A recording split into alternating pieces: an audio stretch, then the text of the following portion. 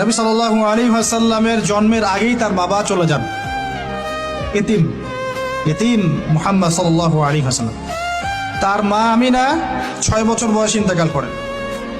Situation বুঝতে পারছেন? 6 বছর একটা বাচ্চার বাবাও নাই মাও নাই।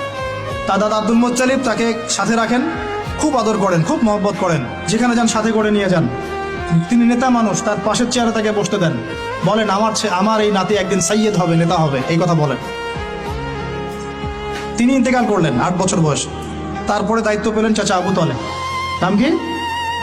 এই 8 বছর বয়স থেকে নিয়ে নবী সাল্লাল্লাহু আলাইহি ওয়াসাল্লাম নবী হয়েছেন 40 বছর বয়সে, আর মক্কায় ছিলেন 13 বছর, প্রায় 53 বছর।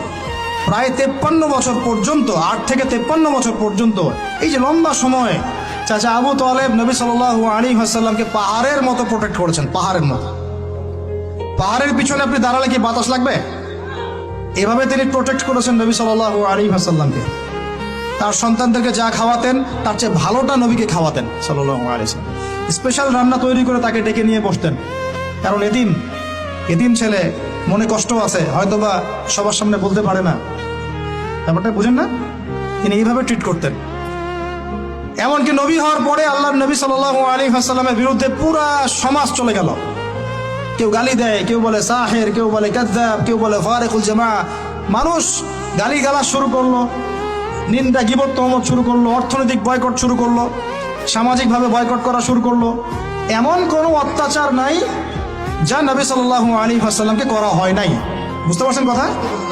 এইরকম একটা সিচুয়েশনেও চাচা আবু তালেব তিনি বলছেন, তারা তোমার দিকে আসতে পারবে না দলে দলে যতদিন আমি আবু তালেব দাফন হচ্ছি না মাটির তলে। কথা বুঝতে পারছেন? তারা তোমার দিকে আসতে পারবে না দলে দলে যতদিন আমি আবু তালেব দাফন হচ্ছি না মাটির তলে। এইরকম মানুষ চাচা আবু তালেব। মানে আমরা যারা এখানে উপস্থিত আছি, বাংলাদেশে 16 কোটি মুসলমান, সারা বিশ্বের যে এত কোটি মুসলমান, তার মধ্যে বেশিরভাগ মানুষকে যদি আপনি এক পাল্লায় রাখেন, চাচা আবু তালেবের অবদানটাকে আরেক পাল্লায় রাখেন, ওই পাল্লা ভারী হবে ইনশাআল্লাহ। কিন্তু শেষ পর্যন্ত চাচা আবু তালেব কালিমা লা ইলাহা ইল্লাল্লাহ পড়তে পারলেন না। কথা কি বুঝতে পারতেছেন ভাই? নবী সাল্লাল্লাহু আলাইহি ওয়াসাল্লাম বারবার বলতেছেন, চাচা খালি একটাবার কালিমা পড়েন, আমি আল্লাহর কাছে আপনার জন্য সুপারিশ করব, আমি আপনাকে জান্নাতে নিয়ে যাব, চাচা খালি একটাবার সাক্ষ্য দেন, শাহাদা দেন।